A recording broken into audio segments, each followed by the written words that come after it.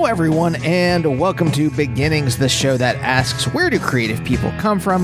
My name is Andy. I'm the host of the show and a writer and performer based in Los Angeles, California. I'll be very quick with this intro because, once again, I am taping this at midnight, the day before this goes up.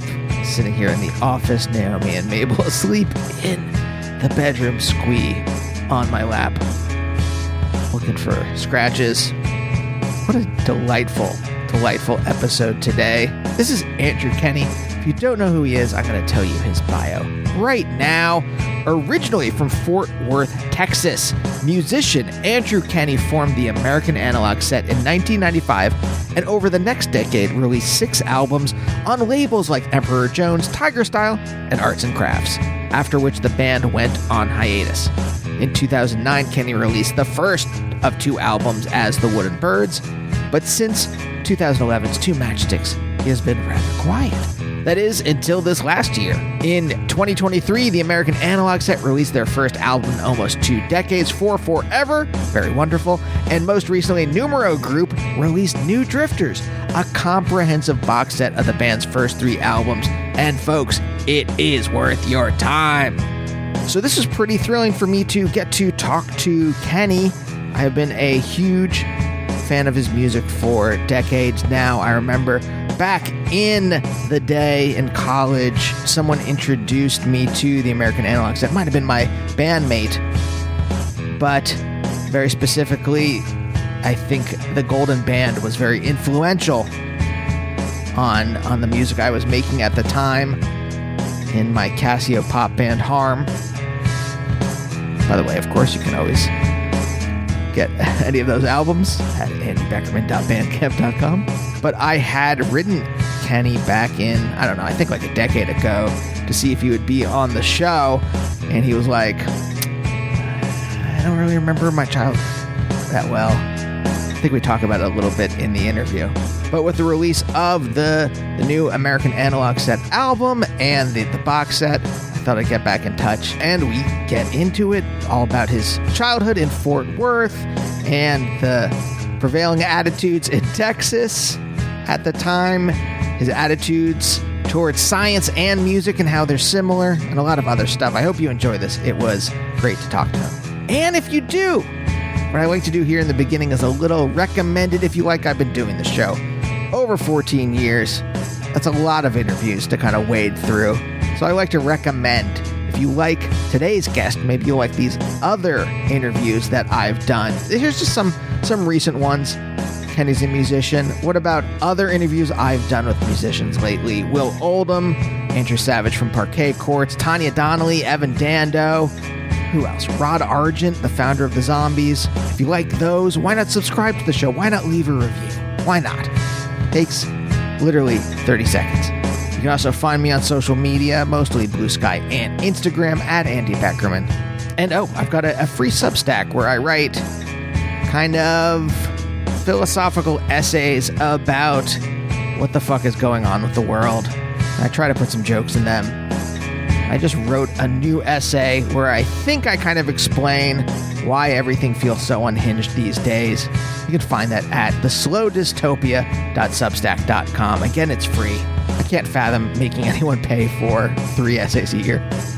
Coming up on the show, I'm talking to Mark Robinson tomorrow, the founder of Teen Beat Records, Unrest, so much other stuff. That should be fun. So stay tuned for that. But for now, let's talk to Kenny.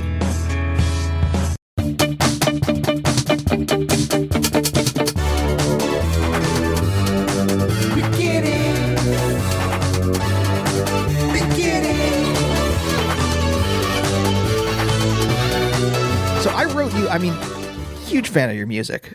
And thanks, man. I wrote you a while ago, and you were like, I don't really remember my childhood. I mean, while that's true, I also at the time just wasn't doing anything. So it seemed, I don't know, a little funky to talk about art when I wasn't making it. But I don't know. I guess maybe I was, because we were just still recording, writing and recording in my garage. But just not not releasing it. So, but yeah, I also am kind of an old guy and don't remember a whole lot from, from grade school. But that's okay. I mean, for our purposes, I mean, I didn't even buy a guitar till I was almost out of high school. So, my music life kind of began a little bit later. But did you have any idea that you wanted to make art at all when you were younger, or was it all because you were going to go to school? You were in a PhD program for molecular biology. And Correct. which I'm very fascinated. I almost want to talk about science with you more than anything else because Yeah, we can do both.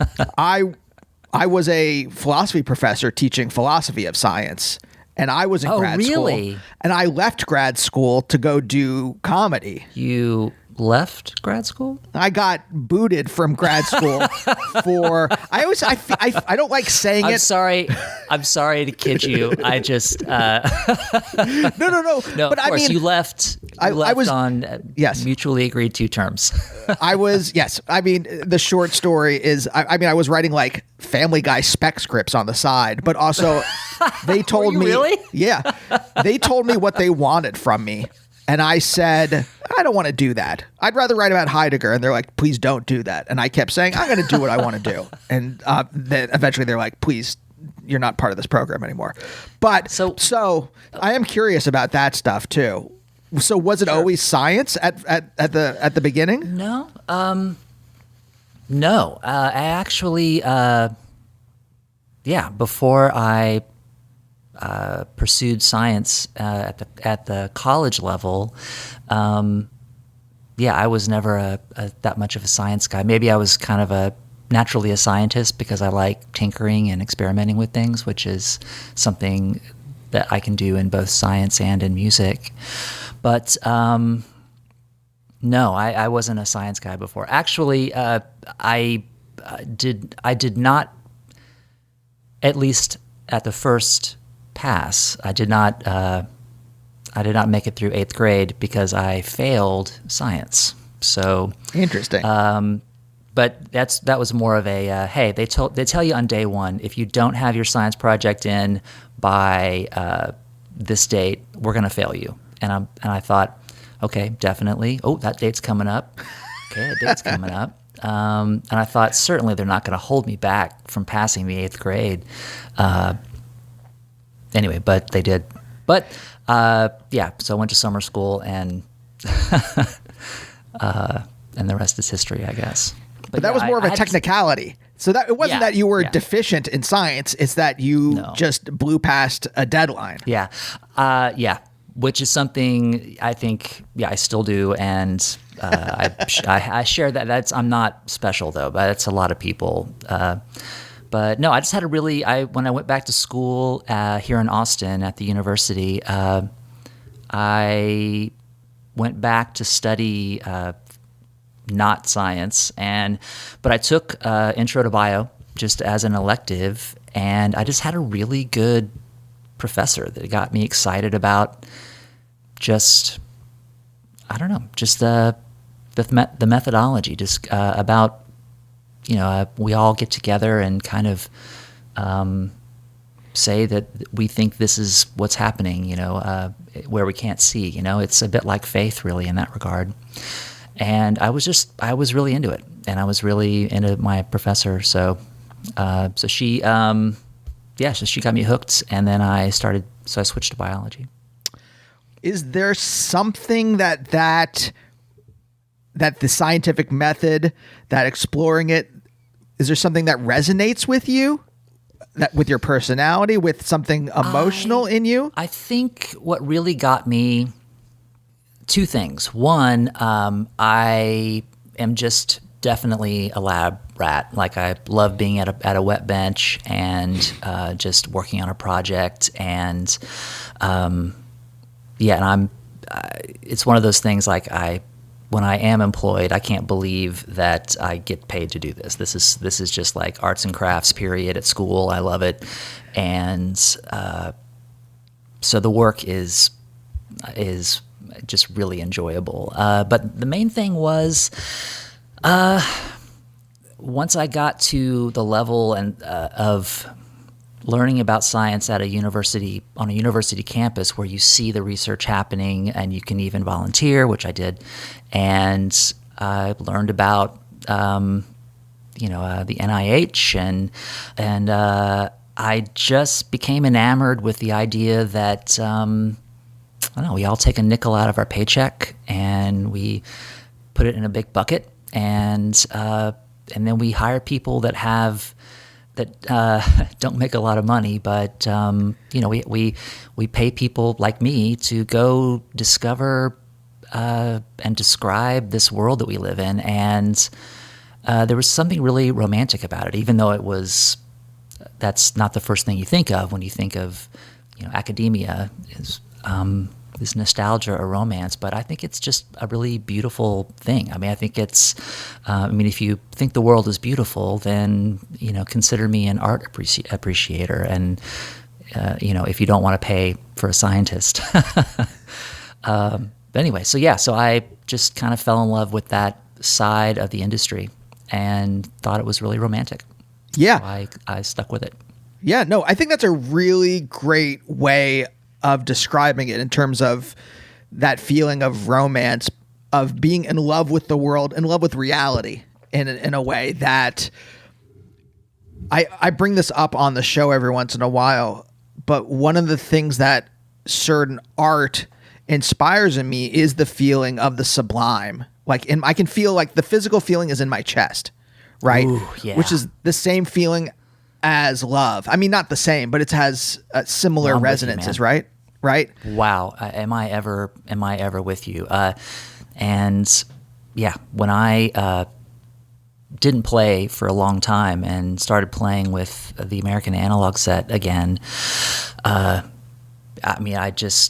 thought it would just be a fun thing to do for an afternoon, but I quickly realized, like, oh my gosh, this is this thing I know how to do that feels really good that I haven't done for a long time, and why have I not been doing this? And you feel it in your chest. You do, if you're, I don't know, you're doing it right. You do feel it in your chest. But so yeah, I'm a believer in that. It is a thing that you feel very much. Do you think? And as a parenthetical, I'm like, I don't know if you can answer this, but do you think that kind of romantic mode of being is something you've inhabited all of your life? Yes. Yeah, I don't always remember my dreams, but I am kind of a dreamer or an absent-minded professor, or always looking at my shoes or looking at the trees when I'm walking and not what's in front of me. This is all Andrew Kenny kind of stuff. Yeah. But I've always been kind of drawn to the fantastic elements of life, like the ones that are like maybe you can't see this anywhere else, or you can't feel this anywhere else, or those moments are what I chase. When you were younger, I don't know if, again, you said you can't remember a lot of it, but I'm just curious. You're from Texas, right? Fort Worth, Texas, right? Yeah. Yeah. I mean, the picture I have in my head of Texas, I mean, right, we're recording this like 2 days after your governor is continuing to defy the Supreme Court. And so that's my vision of Texas. But also there is it's so interesting how it's not one thing, obviously. I mean, nothing in the world is one thing, but like whatever that stereotype is of the guns and the like tough guy kind of bravado type stuff, there's also the vistas. There's also I guess when I think of like Friday Night Lights or something like that, whatever it captured about Texas, right? Oh, wow. There's that other half of it too. Oh, and definitely. I'm wondering did you grow up, did you grow up around a lot of that bravado, or was it more, did you feel more of the other thing?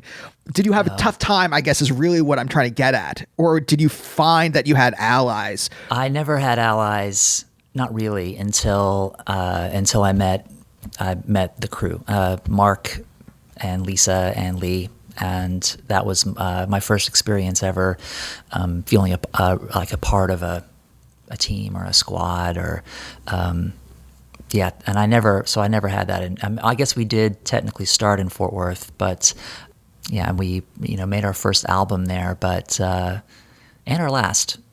That's not true anymore. We made our first and sixth album in Fort Worth, but we've never played a show there. There just wasn't a place.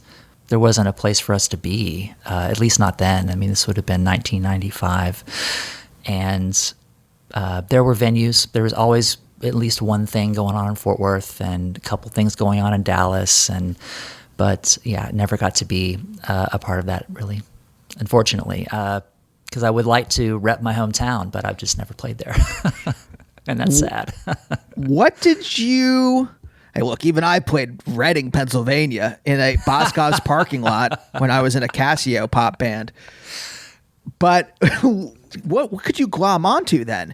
If you had this, if you kind of grew up with this romantic feeling and there was nothing in the scene, in the culture in Fort Worth that you could look forward to or look towards or find some kind of resonance with, what were you, or how were you orienting yourself? How are you? It was just music. I wasn't making it, but I guess the summer, I went to summer school between 8th and 9th grade. It was also the summer that Meat is Murder came out. Mm-hmm. I know that ages me quite a bit, but it turns out, Fort Worth summer school was already booked up, so my mom sent me to stay with my stepdad that summer, who moved to Austin the previous year because they were still enrolling for summer school. So my first experience in Austin was going to summer school and being driven to and from summer school by a college student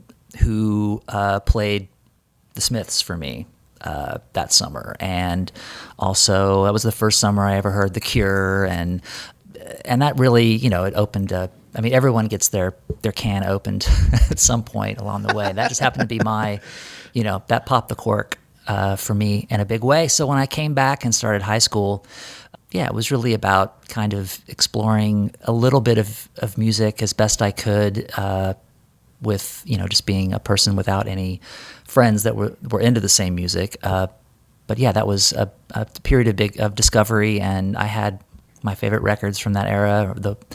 So that was kind of music was what I really found a lot of comfort in.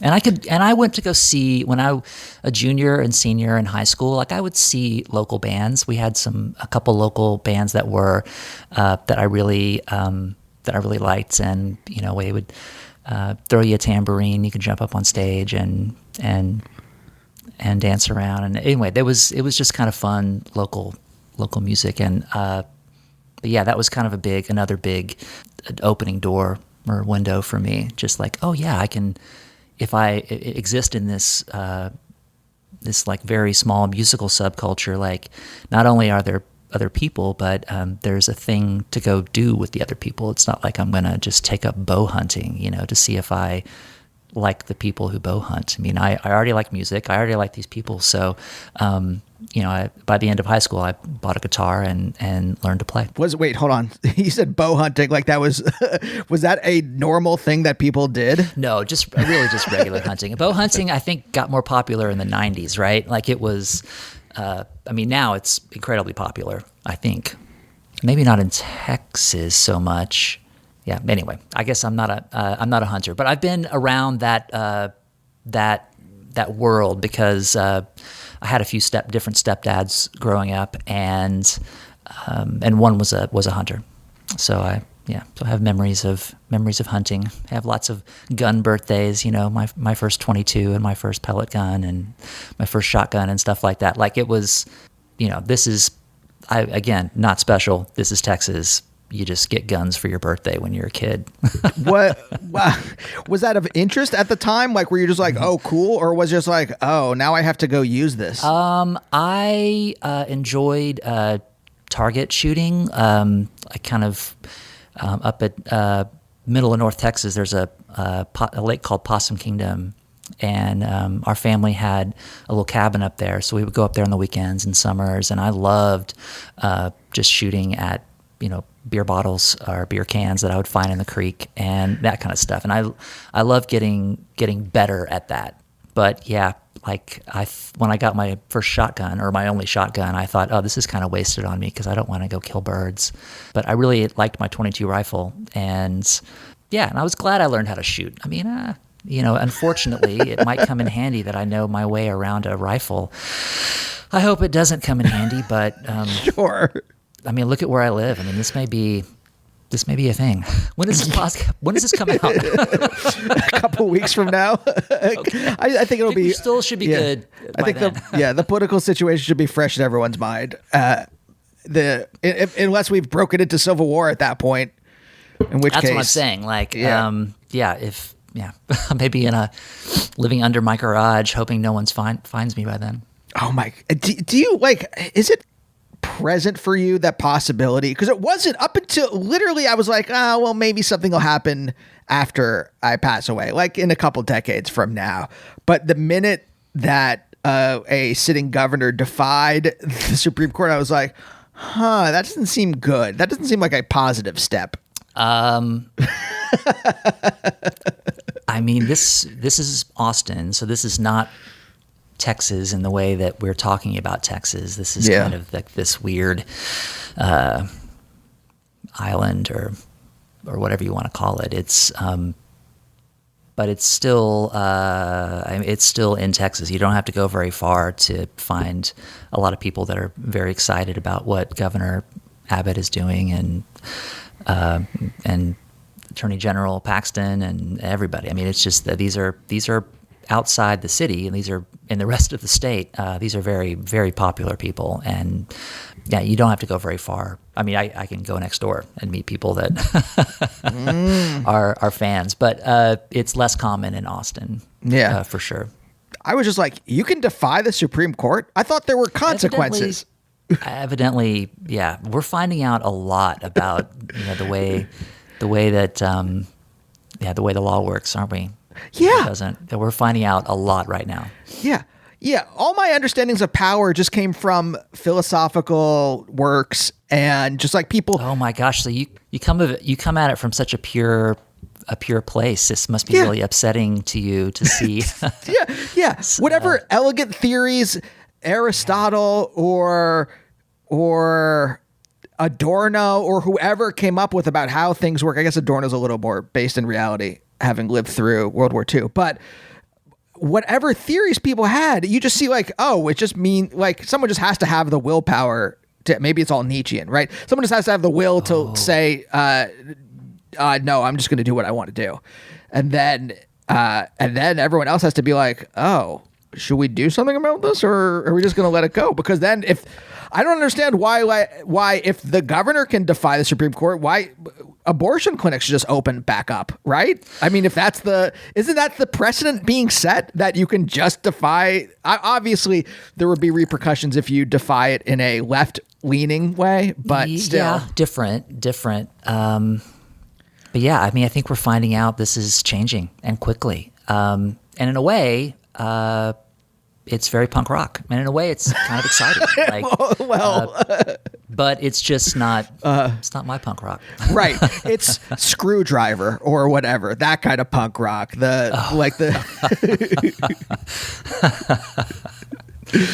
Good call. Yeah.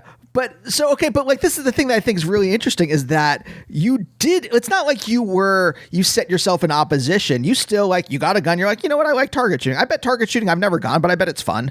You're like, I'm not going to wall myself off from this. I'll find whatever fun I can in this kind of, I guess, very heavy masculine bravado, even if I'm listening to Morrissey and The Cure and very femme-leaning. It's probably the most accurate to say that one ended when the other began. So, the summer, the reason why I went to go live with my stepdad, who was a gun collector, in Austin, was because my parents, they broke up or they got a divorce, I guess is what we call it.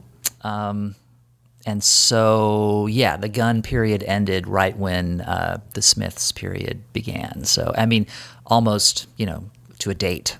Like one kind of ended and one began. So there was never a me that was, listening to listening to The Cure and out, in a deer blind or something like that. There was never any overlap there, but the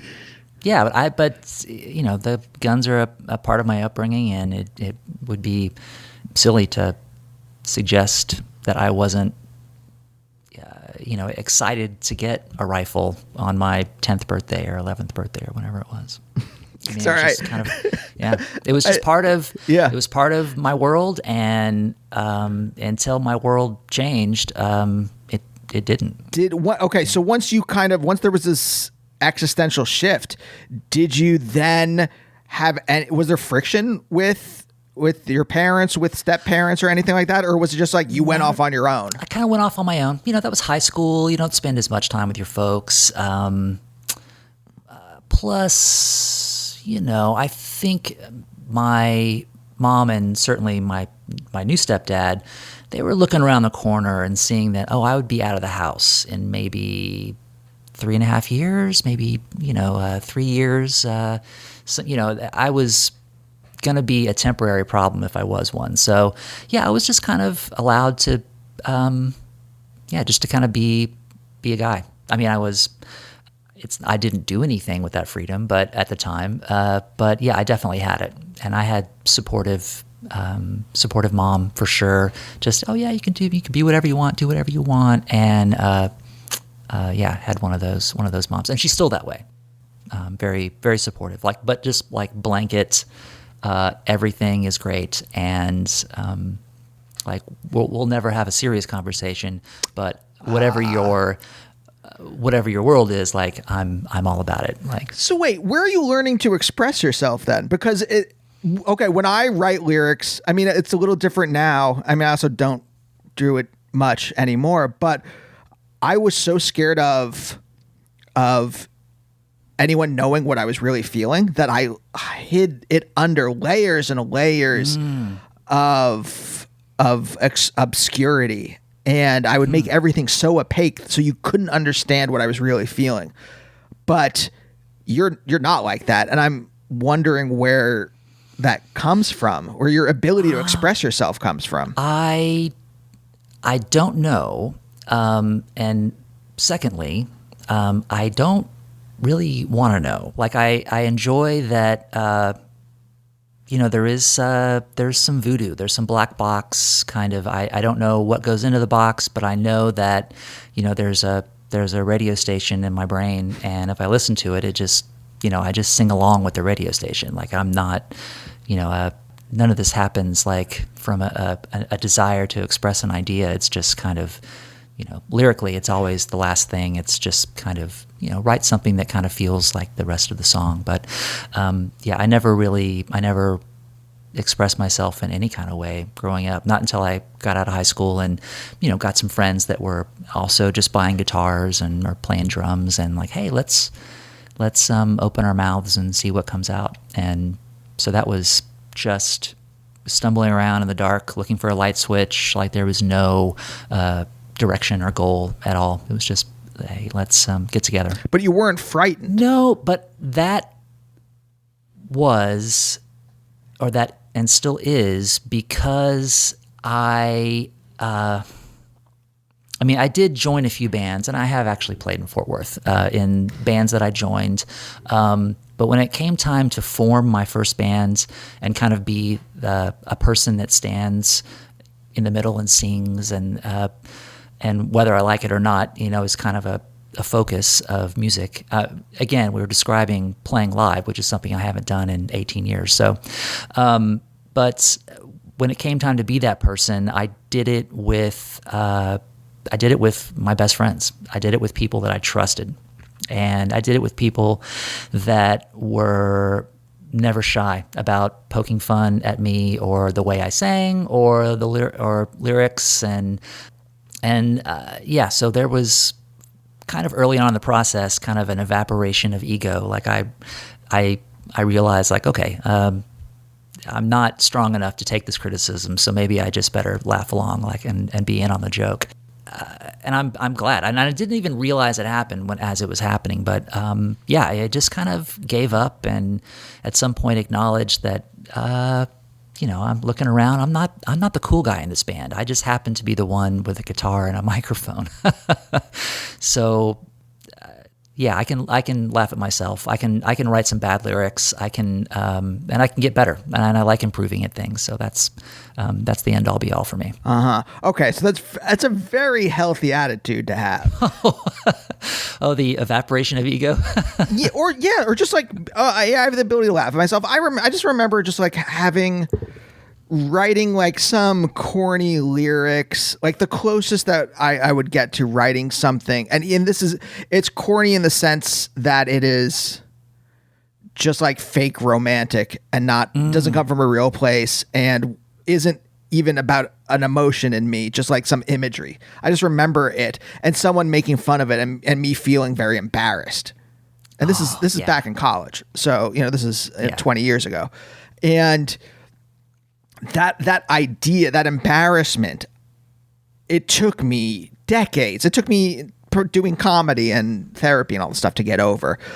And I just find it interesting that it was in this, in your like I'm guessing early 20s. This would have been, I guess, mid-20s. Mid 20s or so, yeah. That you just kind of like, you know what? Let's just try it, and if it could be bad or not, but whatever, and I have a sense of humor about it. I think. Yeah, I take myself less and less seriously the older I get. But even at that time, we were a home recorded project, so I had previous versions of songs and, previous songs that didn't make it to the finish line. And I could, even though I wasn't, I won't stand up and say, first song, first album, I was throwing lightning bolts. I don't think I throw a lot of lightning bolts now, but I could tell, I could see a progression. You know what? I'm getting better, and it doesn't happen unless I share this with other people and kind of get some feedback from people I trust and love very much. Like that is how. I'm not saying that's how you improve. I'm just saying that's how I improved. So, again, just making music with friends and with people that I trusted, and that's kind of what helped me get better. Do you remember, were you able to be open with your mom? I understand like maybe the dads or the stepdads, maybe there's a little more kind of like gun type machismo, but were you, because I'm just wondering where you were able to both be open, have a feeling of romance about the world, and also a sense of humor about it? I don't think it's something that I don't think it's something I acquired along the way. I think it's something I definitely have less of now than I used to. I just think I was a big kid, when I started the Analog Set. I wasn't a big anything. I weighed 150 pounds, and but I just didn't know anything about the world. I didn't have. I didn't have anybody, no enemies and no nobody. I wasn't anyone else's enemy, and I was just like a nobody from Fort Worth, and enjoyed writing songs with my friends. And it's a tough question to answer. I just think I had a lot of naivete way later in life than I should have. So yeah, I always joke about the Analog Set just being kind of too dumb to break up, like we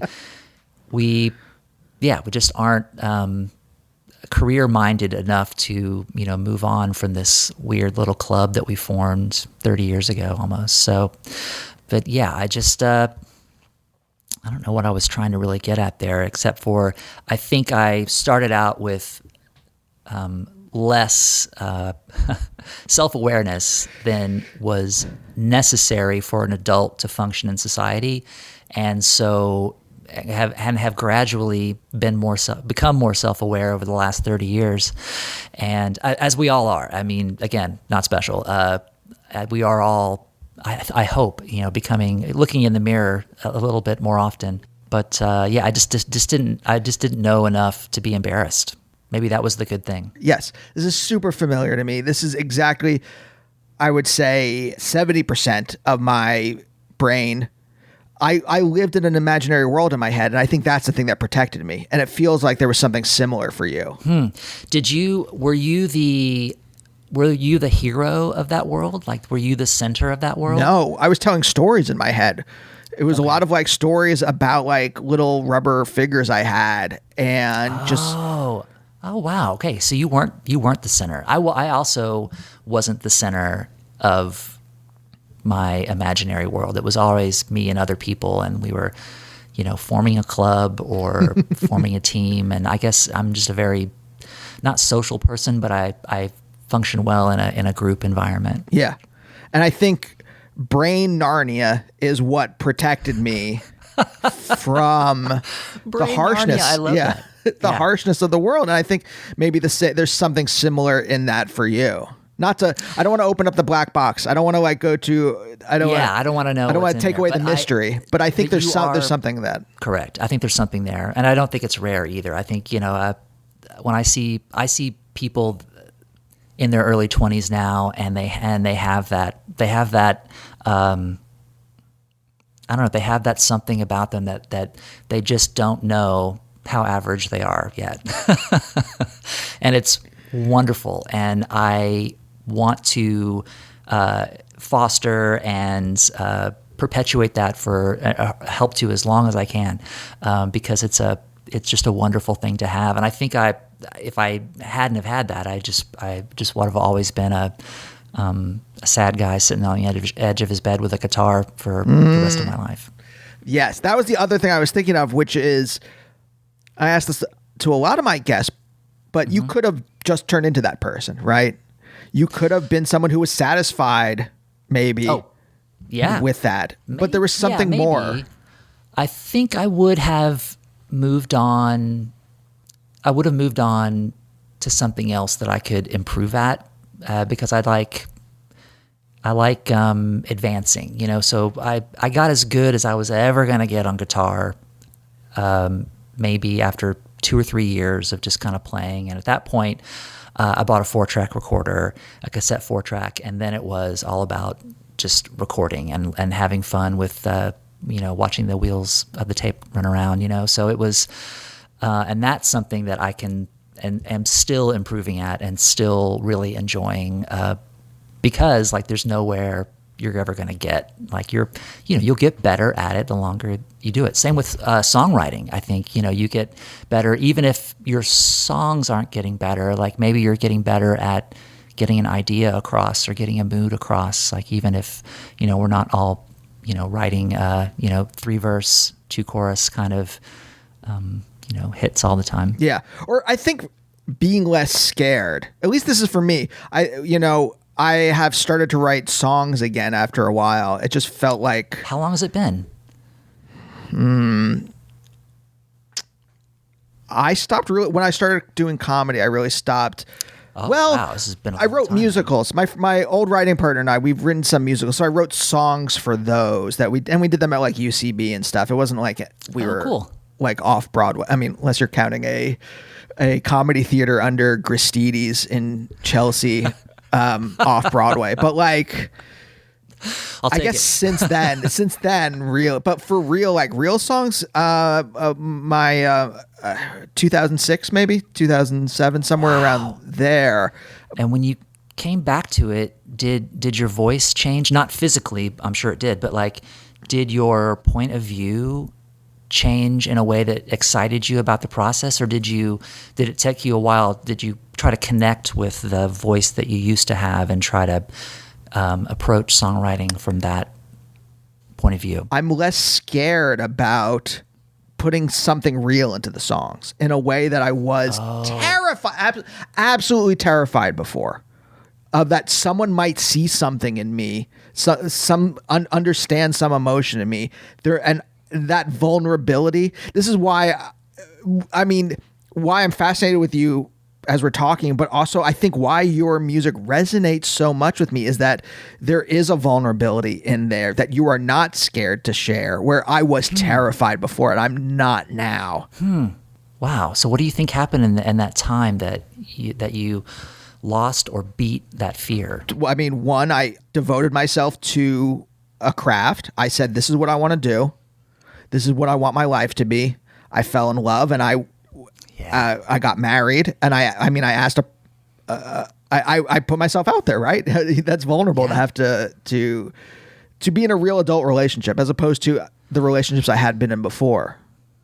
And does that vulnerability translate into the musical realm that you can get a little bit closer, like the emotion behind art and the art they're closer together? Yeah, and I think there's also like before, I don't know if you ever felt this, but I felt like when I was in my 20s writing music, there was a certain kind of cleverness to it, or making art, period. There was a certain kind of, I want this to be clever, and I want this to have these layers and these layers. And the older I get, it's not that I don't appreciate that. I really do. When artists or filmmakers or musicians do that, I do appreciate it. But I think in myself, there was like, okay, I get it. Now I want something that connects a little more with people. That is something a little less puzzle boxy, if that makes any sense at all. Oh yeah, totally. Yeah, I guess I never really think about whoever's going to listen to something I'm recording. I hardly, or if I do, it's rare. I just think about. I just ask if I like this very much. But then again, I've been hibernating for a long time and just making music for myself and my friends for over a decade now. I mean, I haven't made music outside this room. In like 4 Olympics. Like, it's been a while. So, but that may change soon. Like I know you've got the Numero box set coming out, and we just put For Forever out, the new record, in November, which is great. October. Thanks, man. We worked really hard on it, and so maybe I'll exist outside this room in the near future. But as for now, it's just I don't even know what's out there. Like I have no idea. I guess I go to shows, and I can't imagine ever playing one again. But it would be heartbreaking to write all these songs and just never get to share them with anybody except for just over headphones.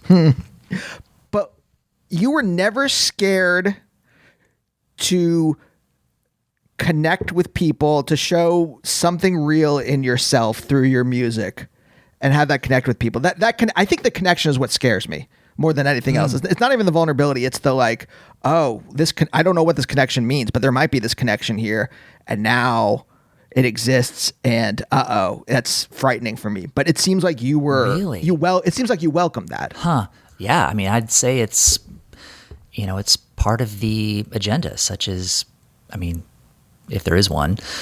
I think every song, at least every song I've ever been a part of, is some kind of message in a bottle. Like I hope this reaches somebody, and I hope that they know I'm thinking about them and they're thinking about me, and we share this emotion. That's huge, and I've never really thought about that actually until you mentioned it. But I'm hoping, I'm desperate to connect with people. Oh, that's our dog. Yeah.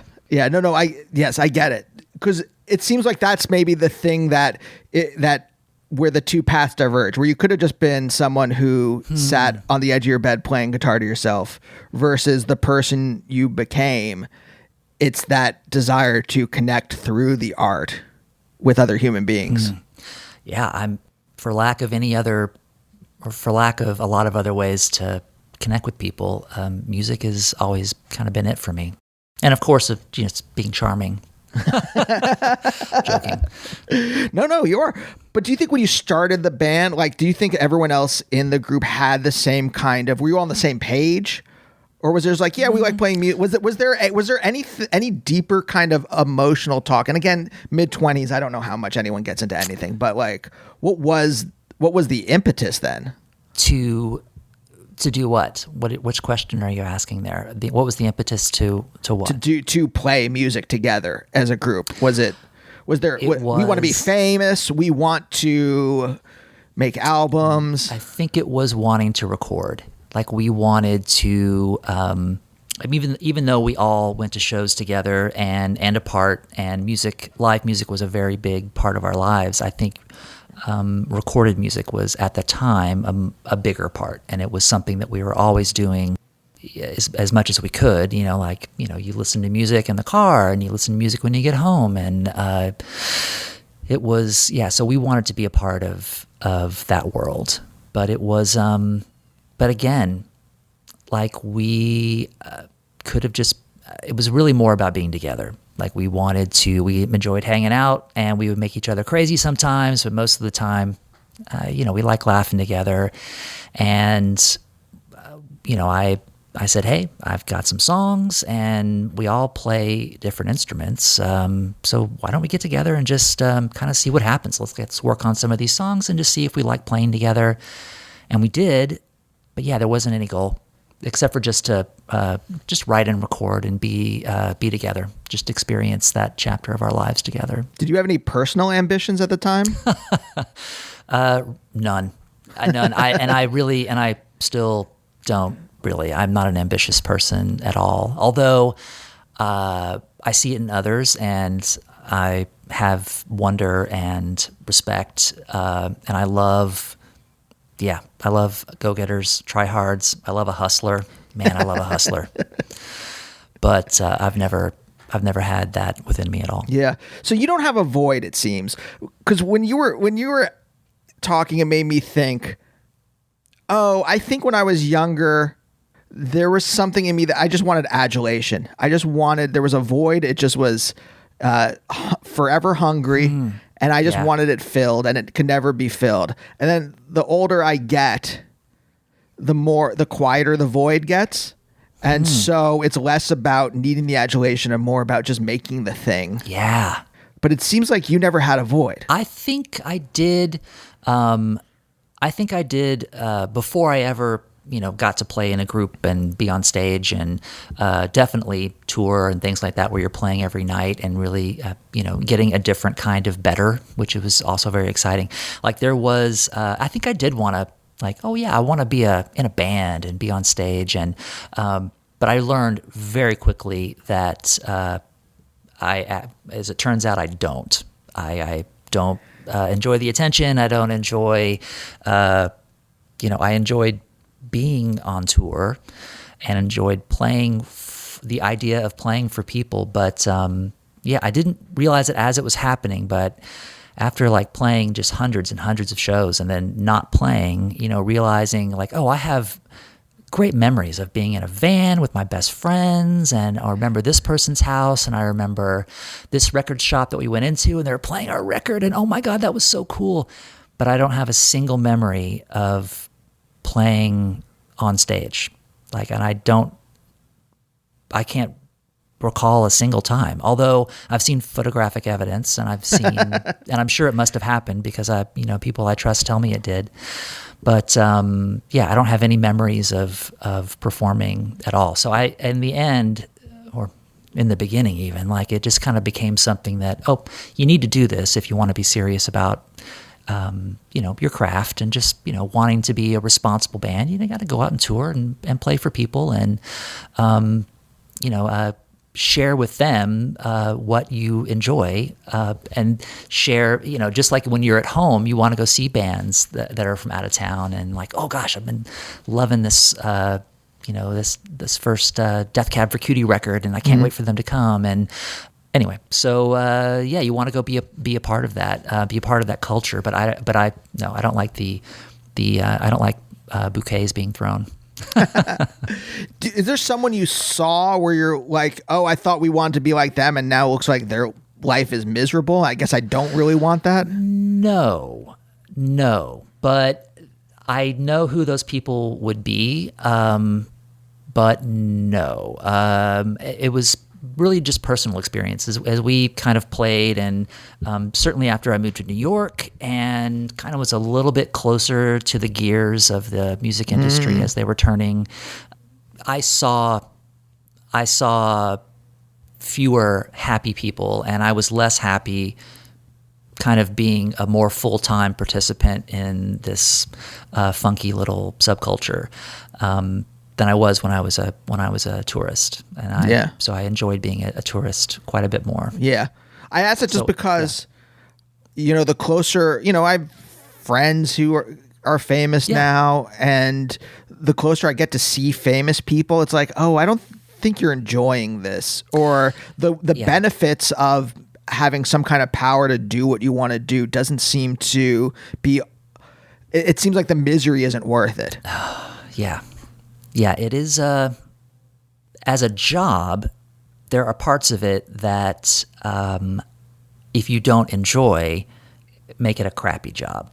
I have now what a lot of people would consider to be kind of a crappy job, but I happen to really love all the messy parts of science, and so makes me a good fit because I like the crappy stuff as much as I like all the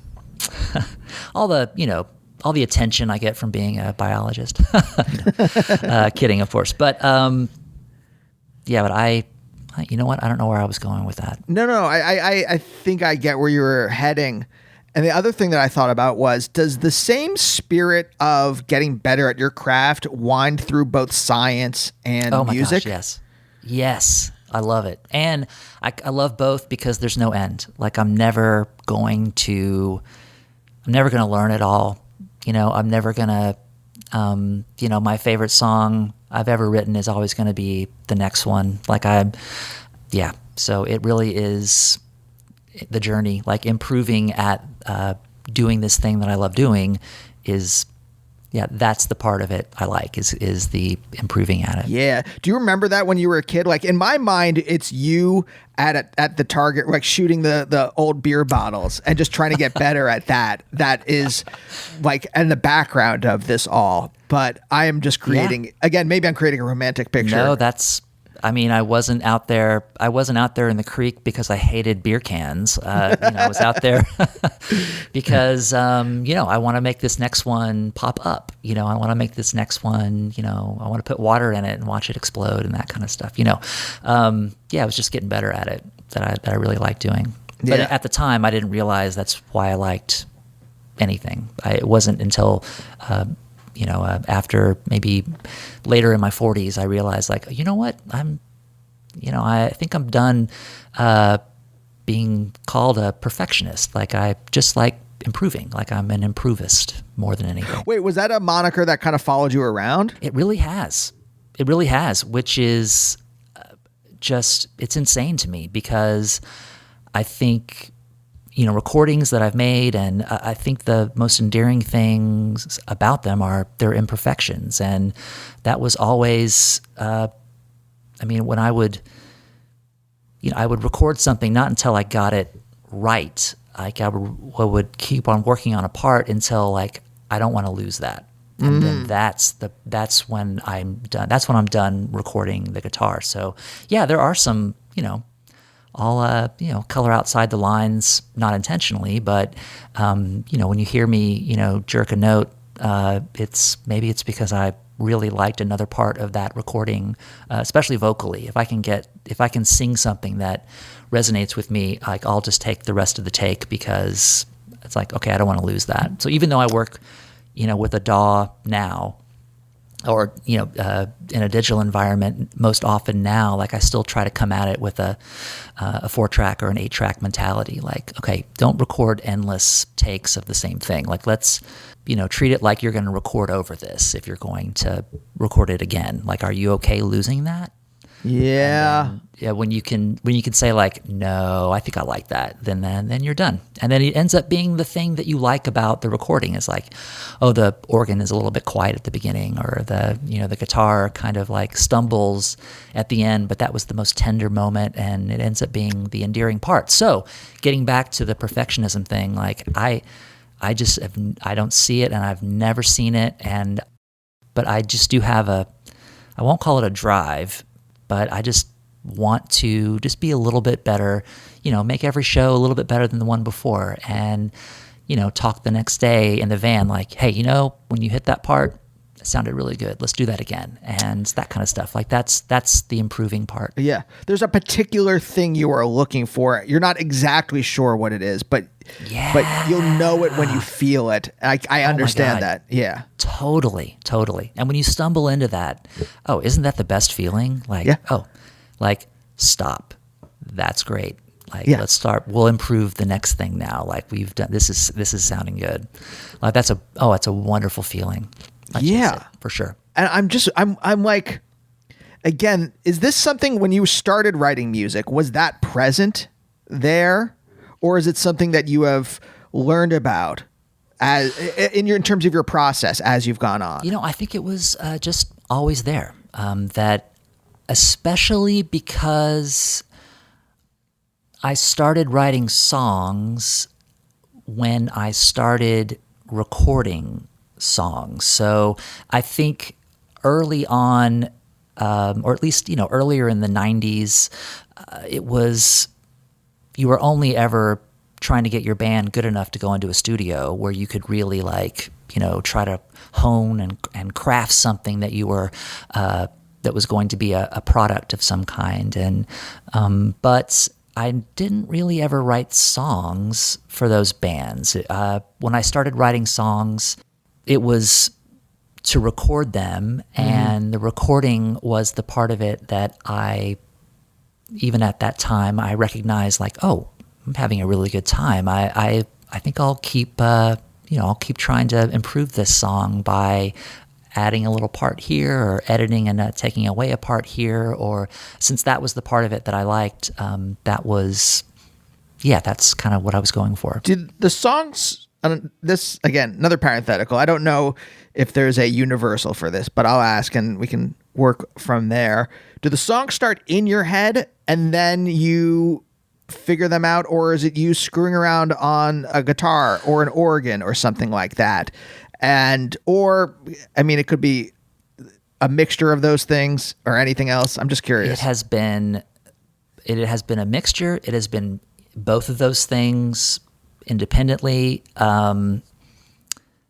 It has been sometimes the lyrics are, most often they come very much later, but sometimes I just think like, I have this concept for a song, and I don't know the lyrics and I don't know how it's going to sound, but I want it to be about, a thing. Like I want it to be about, I want a postman to represent someone who might have feelings for you, but is kind of like caught in this role that they have to play in their life where they don't get to be your boyfriend because they're your postman, So like you have an idea and then the song comes later, but that's kind of rare.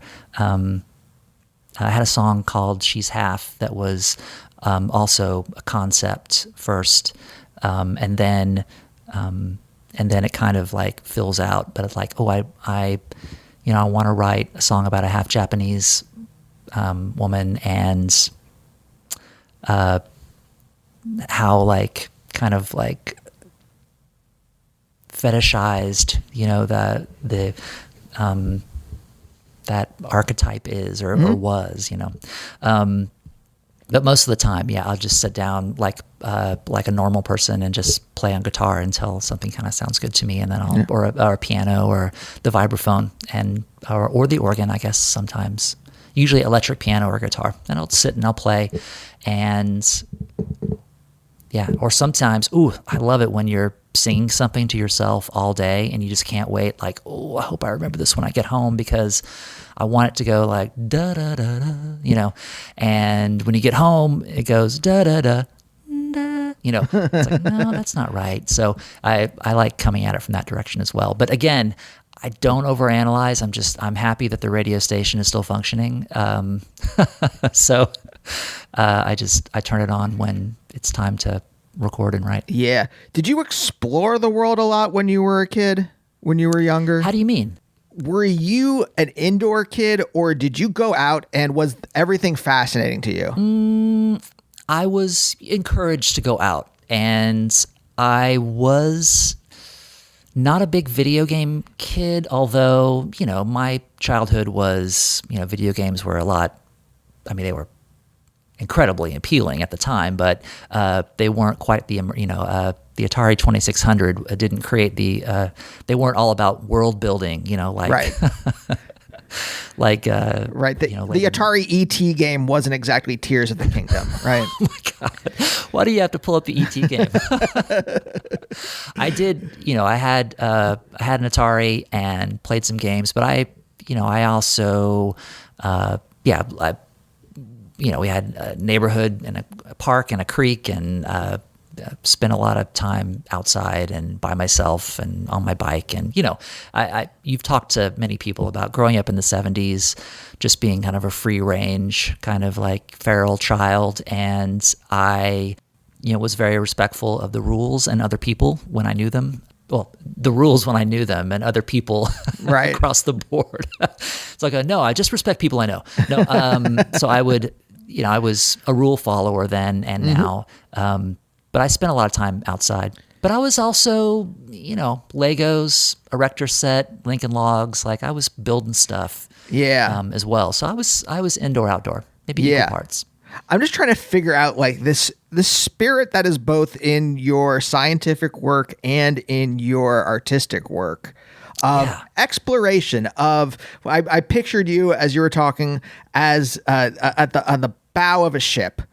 And like really, that's whatever popped into my head, and I'm just like, oh yeah, I get that spirit where you're just there's something you're chasing, artistically or scientifically. There's something there that is beckoning you, let's say, that you are looking for, and I just really appreciate that spirit. I was wondering if it's just the way your brain was set up. It could also just be that. I think it's just the way I was wired, and also again, just like the time I grew up.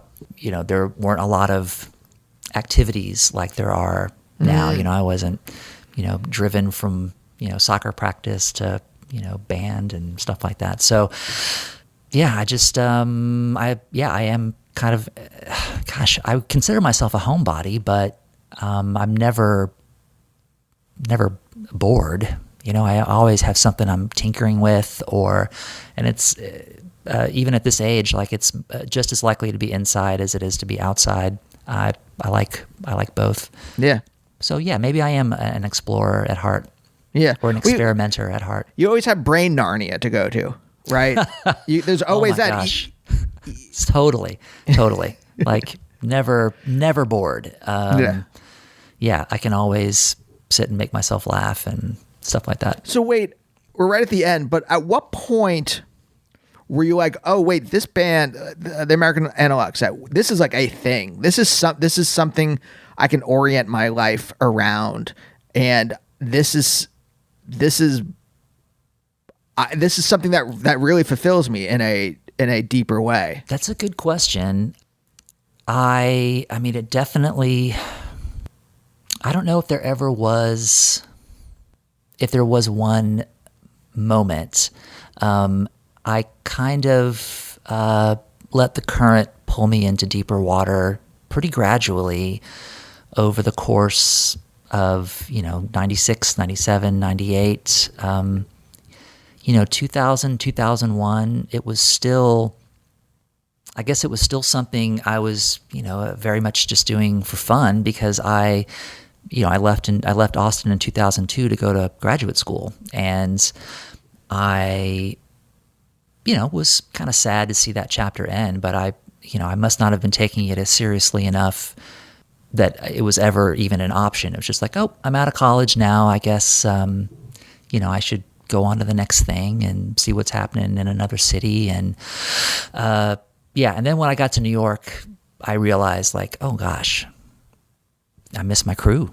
I am never going to make another one friend as good as any of the 4 or 5 that I met, in the American Analog Set. So, so I miss the gang. And I don't mean like, our gang, the gang. I mean, I miss the Little Rascals, the motorcycle jackets that we were going to get. I miss the gang. I miss the the crew. So, but even at that point, I never. It wasn't until, I guess, the last Analog Set record that I started taking it more seriously. I mean, that was the first time I didn't have a job. Is that true? No, because I didn't have a job when I went back to school. What years were those? Where you were in New York? I was in New York for all of George W. Bush, like that era. So the whole 2000 to 2008 about. So I moved up there. So my wife was there for 9/11. I was on tour, not living in New York yet, but I came the following summer. So it was the summer of 2002. So not at the beginning of George Bush, but and then I came back in 2008. So it was kind of that era. Yeah, so 2002. 2008. I only asked because that's also kind of the Brooklyn music scene that kind of exploded around that same time. And I was curious if that led to you being like, oh, I like what's going on, or I want to do this more. Yeah. I mean, it was all around me. It was happening. Yeah. And I, at the time, well, my wife, Sheila, she is and was, a publicist, and I got to have access to and just knowledge of a lot of shows that I probably wouldn't have otherwise unless I really was, hitting the papers really, really hard. I would tag along with her to shows, and I saw a lot of really cool stuff. And it did kind of excite me to take the industry more seriously and just try to participate a bit more. Some successes, some failures. All in all, I learned that, again, I'm happier as a tourist. And I think my work is better, to be honest. I think what I've created is better. The less I've fussed over it, because it's the thing that, like, well, if this is my life, then I better, I better, work on this album until it's just, all the bubbles are pressed out and it's just totally airtight. Yeah. And I, that ended up being not a good match for me. Even though I had fun, I traveled around a lot more and played some solo shows and, just experienced that part of the culture. But, I don't think I'll ever play by myself again. In that I learned this only works for me when I'm with my team. This is. Yeah. Was leaving grad school a fraught decision? It was because I had two things that I really enjoyed.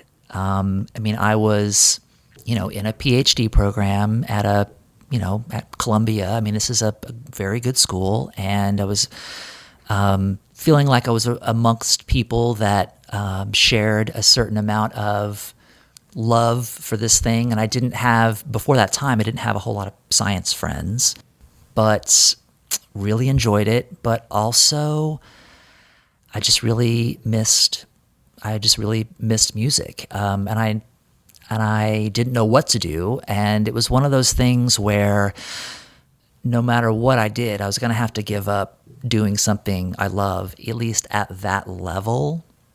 And it was a tough decision. But I had never, I just never been that serious about music. And I thought, what if this makes me very happy, but I always have to carve time out for it.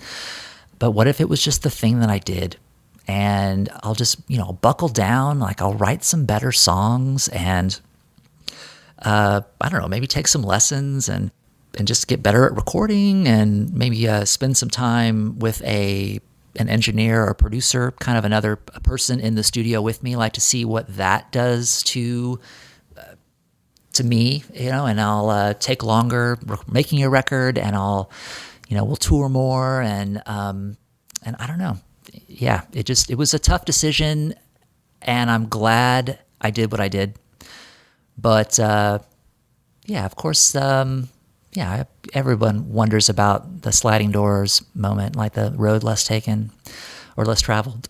I wonder what my life would be like if I had stuck with and finished my PhD, and what part of the industry I would be working in. But I can't imagine, just like in music, like we talked about before, being at that level, I could also see around the corner and see that the people that had the degree I was pursuing, that were working at the level that I aspired to, like they weren't happy people necessarily. They weren't these are people who to whom achievement has been kind of its own reward for a long time. They've just been kind of grinding, and they get to where they're going and realize like, oh boy, like these 12-hour days are going to be forever. This is just, and I kind of don't like bench work. Maybe I'll be an advisor, and so the people I still know from that era are all people that have that wind up consulting, or they wind up in the legal part of the industry and less in the science part. Yeah. They actually figured out what they liked about it and are just doing that. Yeah. I think when someone is honest about what they want and who they are, you find your level, right? Yeah. You find out the thing that you like. You're like, well, you know what? I don't think if I pursued science in this way, I would have ended up happy. And I don't think if I had pursued music in this way, I would have ended up happy. So you find the thing, and you are still able to do the stuff that does make you happy. And I think that makes other people happy too. I don't take it for granted, not for a second. I